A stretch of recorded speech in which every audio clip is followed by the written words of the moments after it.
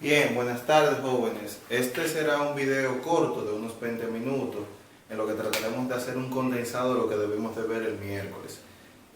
Lamento mucho no poder estar con ustedes ese día, pues tuve una situación con mi vuelo, pero vamos a fomentar bien los conocimientos y la ventaja que ustedes tienen aquí es que pueden darle a pausa o stop y pueden detenerse todo el tiempo que quieran para ver cuáles son las explicaciones. Como hablábamos al principio de clase, decíamos que nosotros en esta parte de control de sistemas automáticos íbamos a estar trabajando con los procesos. Lo íbamos a estar controlando con un dispositivo al que le íbamos a llamar PLC.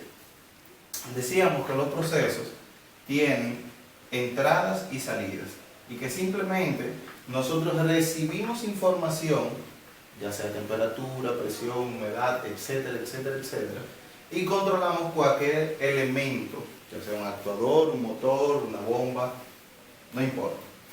Lo importante siempre es definir quién me da información y qué yo estoy controlando en un proceso.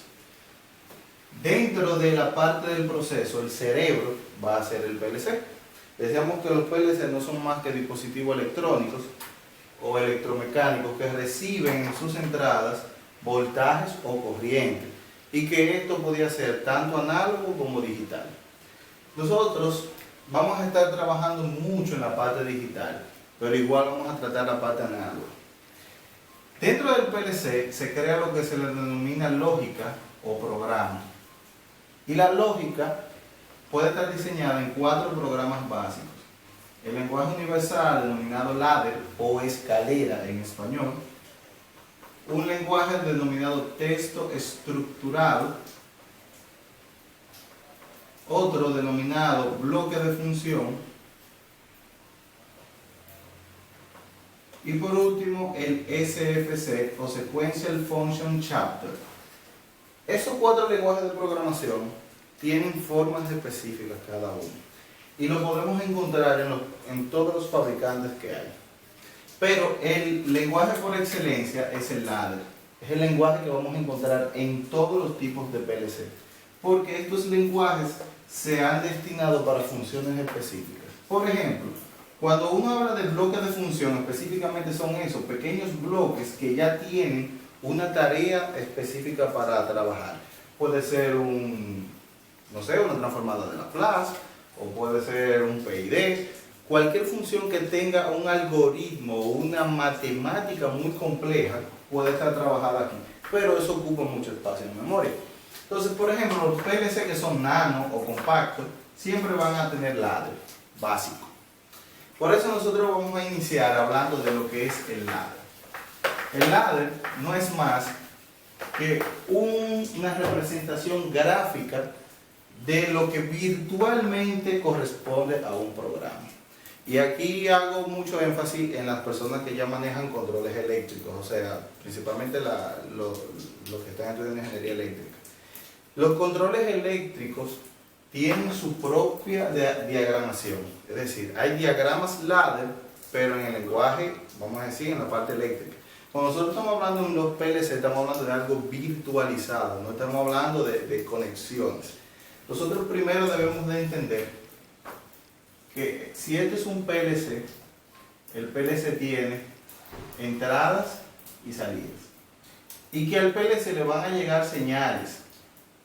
Le puede llegar a 0 o 24 voltios, o 0 o 110 voltios, si lo estamos viendo de la manera digital. Habíamos hablado de que hay 4 voltajes en el mundo digital: 24, 48, 110 y 220. Igual así nosotros podemos controlar a la salida. Entonces, ese voltaje que yo recibo lo proceso dentro del PLC y tengo un resultado. Primero tenemos que conocer en el mundo ladder o escalera que existen símbolos básicos. Vamos primero a trabajar con estos símbolos básicos. Tenemos este símbolo que representa un contacto normalmente abierto, o lo que se le llamaría normally open en inglés. Es decir, esto que está aquí hace que la corriente, de nuevo repito, de manera virtual, no pase, al menos de que se active. Por ejemplo, si yo recibo una señal de 24 voltios en la entrada 1 y ese contacto corresponde a la entrada 1, lo que va a hacer es que se va a activar y me va a permitir el flujo. Tenemos el caso contrario, que es lo que se le denomina el normally closed o normalmente cerrado. Tenemos este símbolo que representa la bobina, coil o simplemente salida. Y finalmente tenemos este símbolo que representa la instrucción.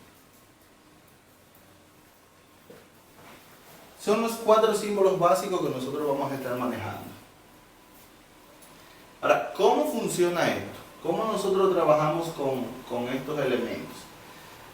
Vamos a imaginarnos que virtualmente dentro del PLC hay 2 líneas. 2 líneas que pudiésemos decir un punto positivo y un punto negativo.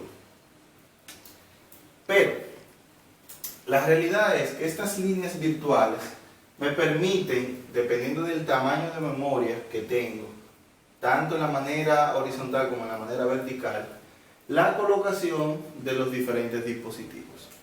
Estos elementos que están aquí siempre irán al final, porque son elementos que nosotros controlamos, y eso usted lo determina en cualquier símbolo que tenga este cotejo, indicando que va al final.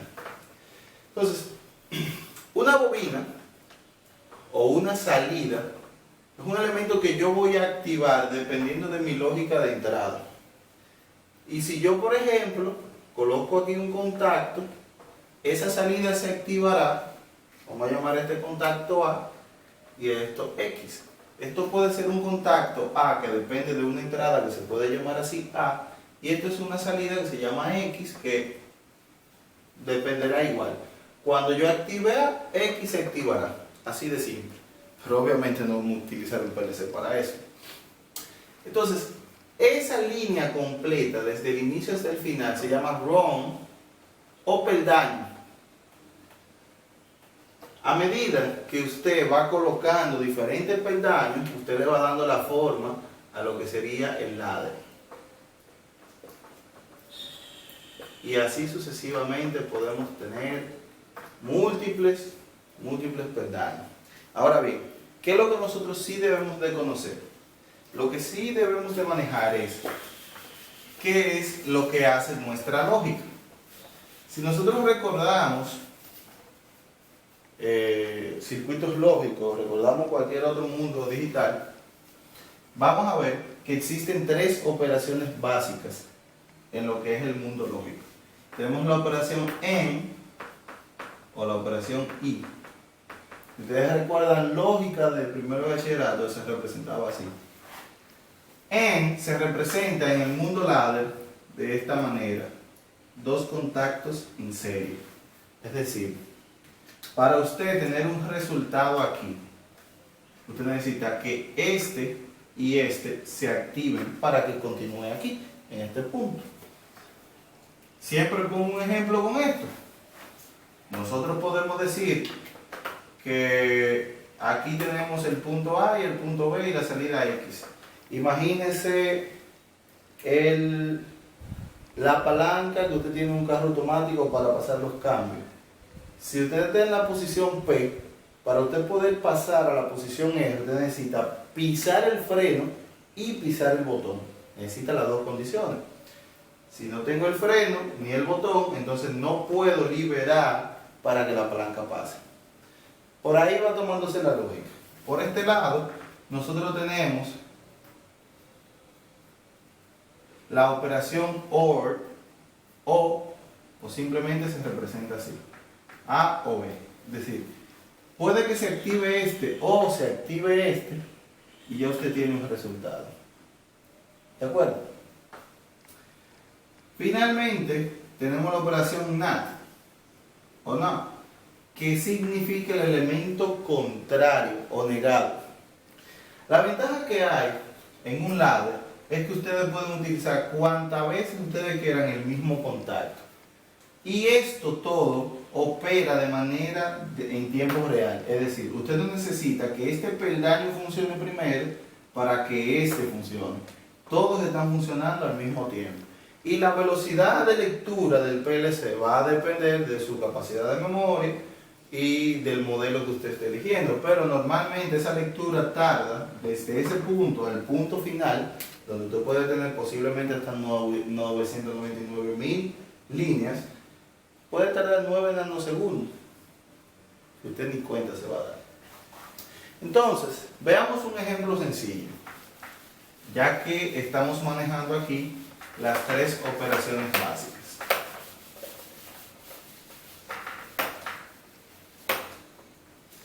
Por ejemplo, el elemento básico de una operación para manejar un motor sería lo siguiente. Suponga usted que usted tiene un motor, le llame a sí mismo un motor, usted lo tiene conectado a la salida del PLC y usted quiere encenderlo con un botón que se llama Start. Pero fíjese qué sucede. Si usted presiona Start, el motor va a encender, pero automáticamente usted suelta Start, que va a abrir, el motor se va a apagar, va a necesitar quedarse todo el tiempo encendido. Bueno, pues podemos hacer uso de un contacto del mismo motor, y a eso se le llama contacto de retención. ¿Qué es lo que hemos hecho? Activo Start, se activó motor, cierra el contacto aquí, y aunque yo suelte Start, esto se va a mantener por este lado fluyendo. Pero fíjense, motor se activó, ese contacto lo llamé igual que ese, y yo puedo utilizar motor cuantas veces yo quiera en las diferentes posiciones. Ahora, como lo utilicé aquí dentro del mismo ROM, sí se convierte en un contacto de retención. Ahora, si yo aquí tuviera, por ejemplo, otro contacto al que le voy a llamar Y, y aquí con un contacto que se llame motor, y aquí le voy a poner un contacto que se llame B, quiere decir que para que Y se active, usted necesita que primero el motor se haya activado para que cierre aquí, y que usted también esté presionando la entrada B, que puede ser otra que esté por aquí, o B puede ser de otra salida. Pero en este caso ese motor, ese contacto se llama contacto de enclavamiento, porque usted acaba de enclavar o de pender este ROM de ese. Son dos operaciones diferentes. Bien, continuamos con un ejemplo sencillo.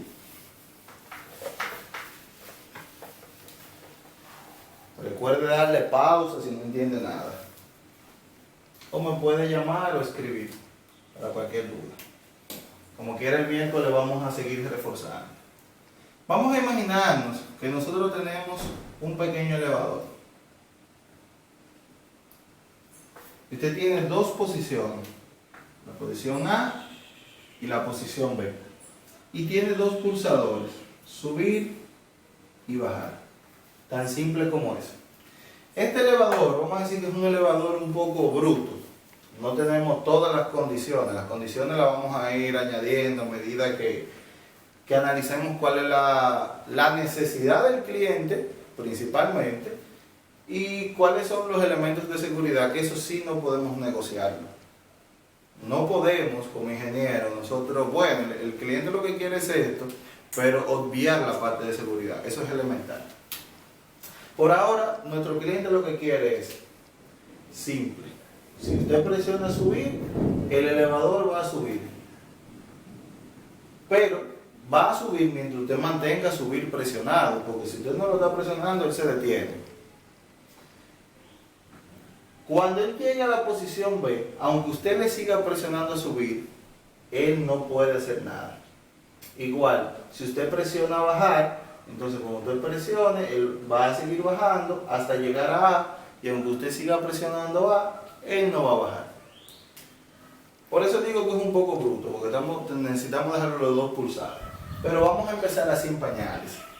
Entonces, antes de usted hacer un ladder, o sea, antes de usted hacer una lógica, usted lo primero que analiza es, bueno, a mi PLC me le van a llegar información voy a hacer la lógica interna y voy a controlar. Pero ¿qué me va a dar información? Entonces, se les recomienda que usted haga una tabla in-out. Es decir, que ustedes elijan quiénes son sus entradas y quiénes son sus salidas. Por ejemplo, en este caso, a usted le da información el botón subir, le da información el botón bajar. Son dos señales que le van a llegar al PLC. Pero también le va a dar información A y B. A y B.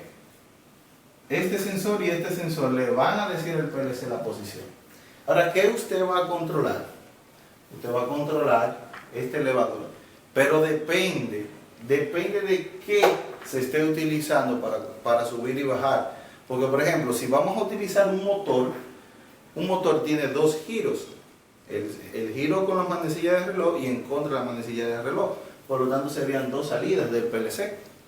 Pero si usted está utilizando una botella hidráulica de simple efecto, para los que conocen el término, simplemente basta con que usted active en un momento, que es una salida, y la otra es liberarla. Por lo tanto, usted solamente utilizaría una salida.